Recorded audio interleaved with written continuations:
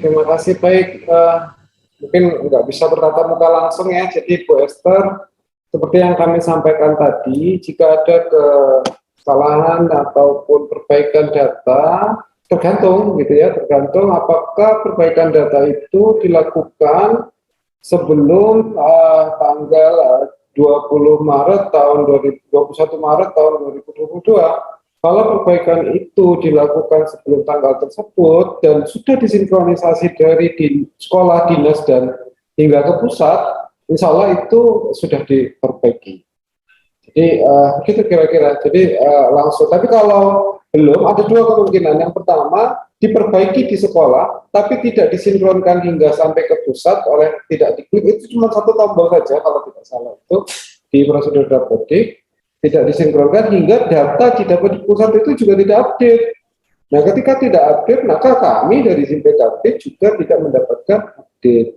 Nah, itu kira-kira mungkin yang bisa saya jawab untuk saat ini.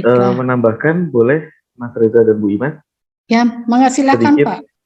Baik, sedikit saja bahwa Bapak dan Ibu harap mengacu kepada pengumuman yang ada di Dapodik ya terkait pembaharuan data pemutakhiran data calon peserta PPG ya di artikel di ppgkemdikbud.go.id di artikel tanggal 25 Februari itu ada informasi bahwa di surat edarannya ya itu bahwa informasi lengkap terkait tata cara pemutakhiran data dapat diakses melalui laman dapo.kemdikbud.go.id. Dan di laman dapo.kemdikbud.go.id sendiri sudah ada artikelnya dari tanggal 14 Januari 2022 terkait pemutakhiran data calon peserta PPG tahun 2022. Ada panduannya juga, dan untuk TMT di sana yang yang dinyatakan oleh Dapodik yang diupdate adalah yang di riwayat karir guru.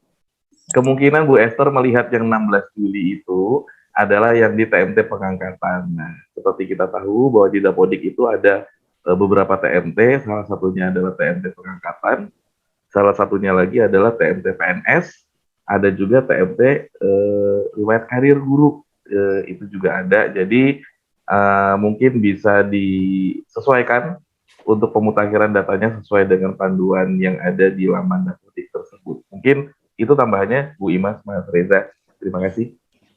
Terima kasih Pak Fajar dan Pak Reza atas jawabannya.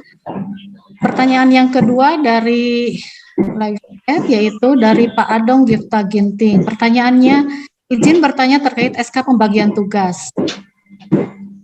Yang nomor 2 tadi, saya merupakan CPNS tahun 2019, TMT SK-nya 1 Desember 2020 yang mulai bekerja Januari 2021. Dan SK pembagian tugas di semester genap tahun pelajaran 2020-2021. Ketika semester ganjil tahun pelajaran 2020-2021, saya masih mengajar di SMK sebagai guru honorer. Yang ingin saya tanyakan, apakah SK pembagian tugas yang saya upload, yaitu SK pembagian tugas semester ganjil 2021 yang dari SMK, dan SK pembagian tugas selanjutnya mulai dari semester genap 2020-2021, semester ganjil 2021-2022, dan semester genap 2021-2022 dari sekolah saya ditempatkan setelah diangkat menjadi CPNS. Begitu pertanyaannya. Silakan Bapak Ibu narasumber yang mau menjawabnya.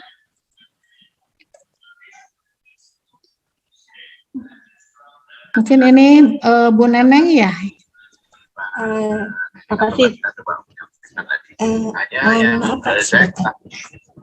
Terima kasih Bu Imas.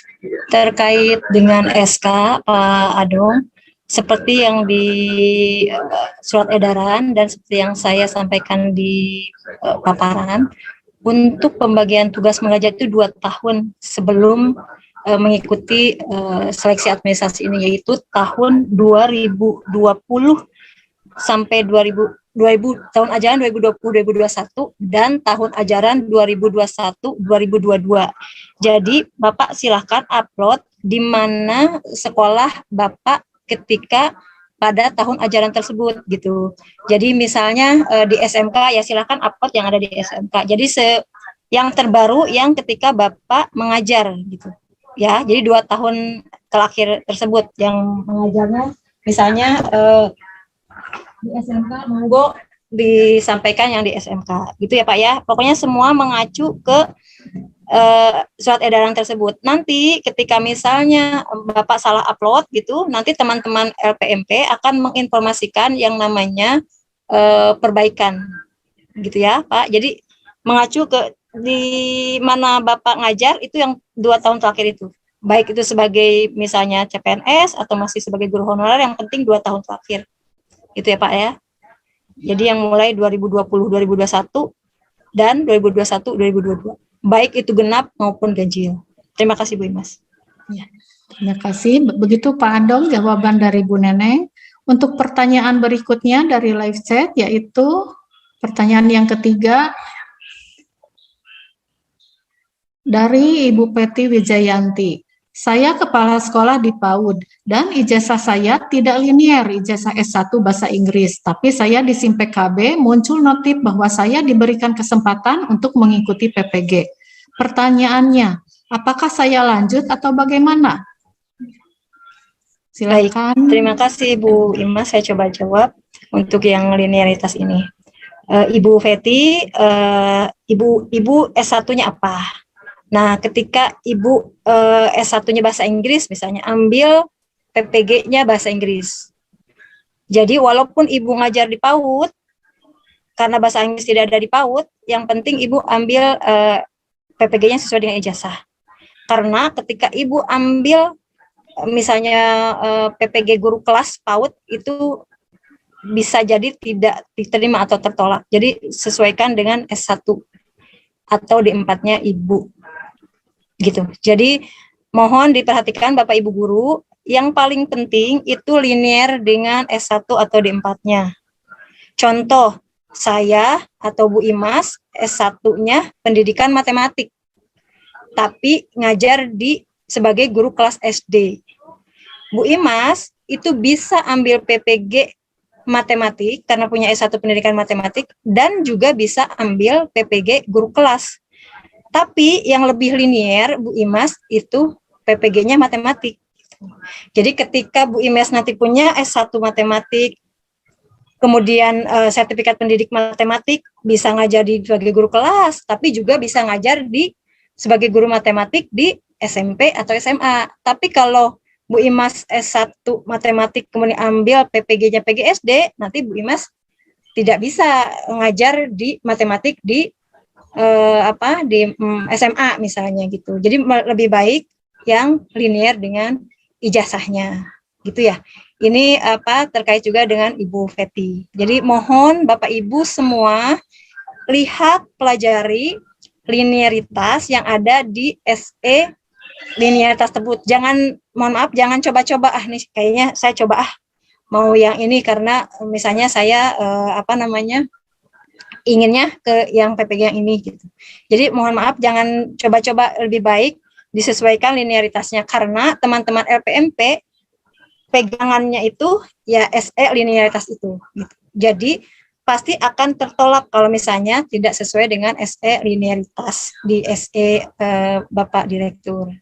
Itu mungkin Bu Imas terkait dengan pertanyaan dari Bu Feti. Terima kasih Bu Neneng atas jawabannya. Nah, ini saya mau bertanya kepada Bapak Fajar.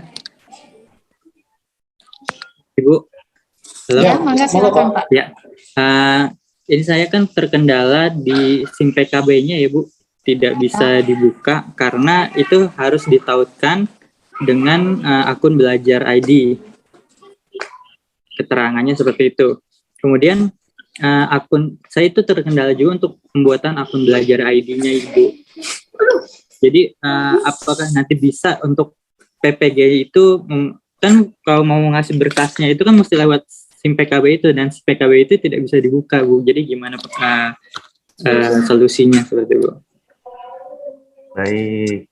Ya. Izin menjawab Bu Imas ya. Pak Fajar, Terima kasih. silakan. Ya baik, selamat sore Pak Bima. Terkait akun belajar.id, itu di tiap daerah sudah ada kapten dan kokaptennya Pak.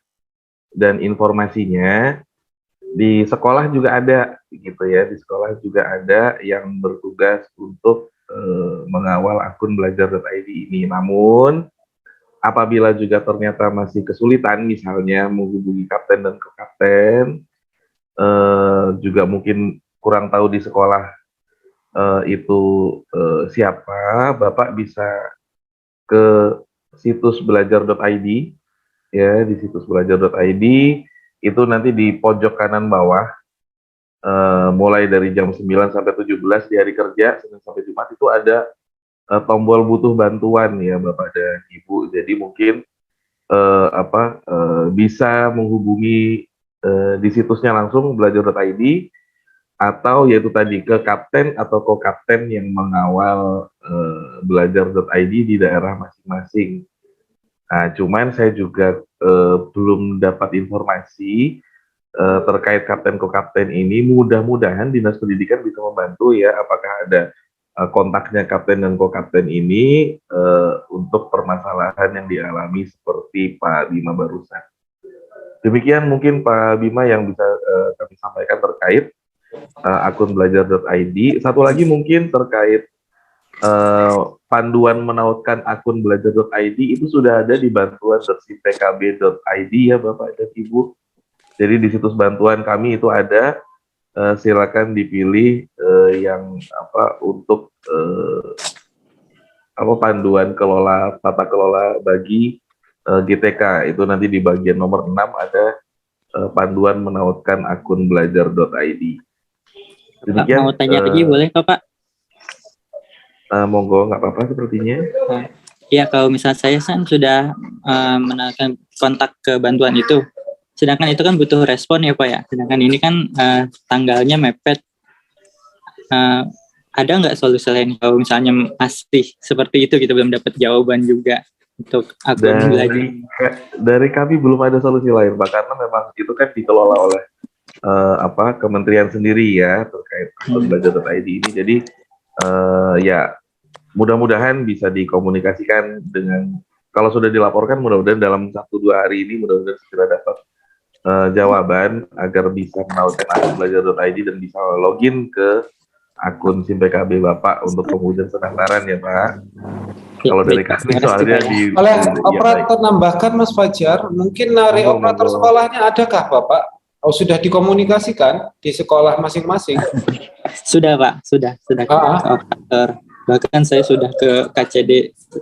Oh gitu. KCD 4 udah, tapi tetap ya begitu, belum bisa juga. Disampaikan saja PPG-nya cuma 4 hari gitu Pak.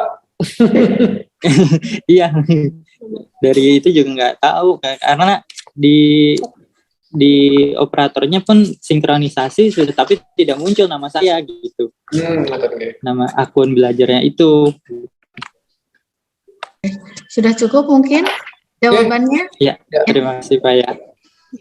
Baiklah, ke penanya berikutnya, Ibu Silvia.